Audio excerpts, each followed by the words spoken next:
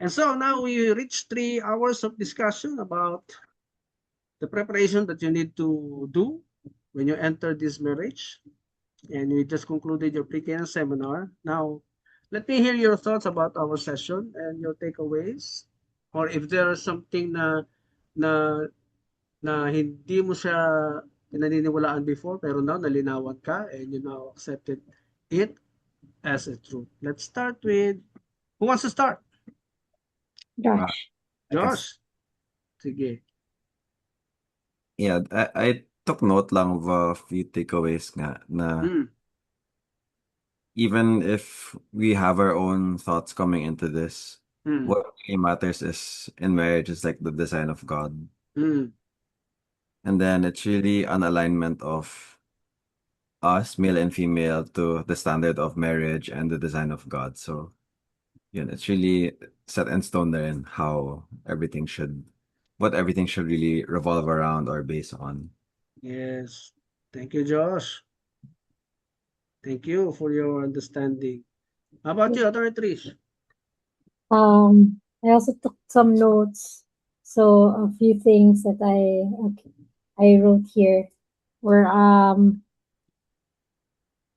everyone wants to be successful. That's what we said in the beginning. But Mm. uh, at the end of the day, we just have to believe in our goals together and Mm. achieve it. And then we put here to dominate another being was a man-made concept. Yes. And it was never there in the Bible. Mm. Um, so yun, and we put here one body, one spirit, one head. We just Mm. have work together with that, and then Mm. um Genesis really showed our readings really showed God as a parent Mm. and how He gave everything to us. And Yes. lastly, what I put here was marriage will not adjust to our backgrounds. So Mm. Correct. Thank you, Attorney Trish. thank you. Thank you for your feedback. And finally, as a closing remark, remember when Adam and Eve was taken out of the garden? They were cut off from the presence of God. Kaya what happened next was that nawala sila ng guidance. So their children nagpatayan, Cain at Abel, and all the next generations from them ay walang ibang ginawa kundi magdigmaan, maglaban, magpatayan. Okay? So after they were disconnected from their parents, no? Kayo, you declared your independence from your parents kasi gusto niyo na magpamilya, di ba? So declaring independence from our parents is actually uh, leaving it all by ourselves. Okay? Kami na bahala, mami, daddy, kami na bahala sa buhay namin. Alam na namin to, kaya na namin to.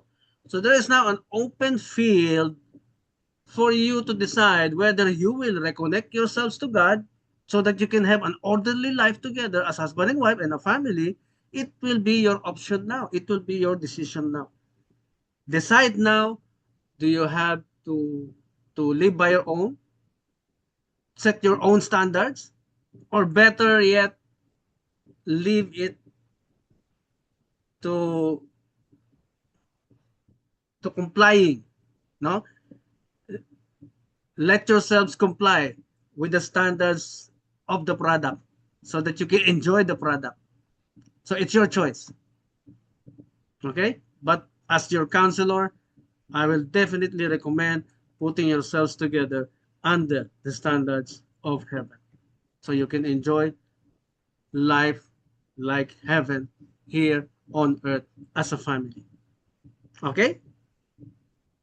That's what it is. Wala kang choice. No? Wala kang choice. Gusto mo maayos na buhay? Then subject yourselves to God's standards. Okay? Siya lang nakapagbigay nun eh. Hindi naman yung mundo, hindi naman yung kapitbahay, hindi naman yung Senado, hindi naman yung Kongreso, hindi naman yung gobyerno, but only God can give that orderly life to us.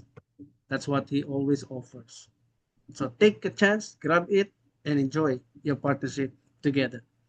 Thank you so much for your time, Tony Trish. Thank you. Thank you, Josh. Thank you, Father. Thank you, Yeah. Father. And I'm sure once you submit yourselves to God as a married couple, you will always have His guidance whenever you pray. Thank you and have a good day. you. Oh, Father. Oh, thank Yeah. you, Father. Let's Mm. have a photo. I'll just Photo op? picture.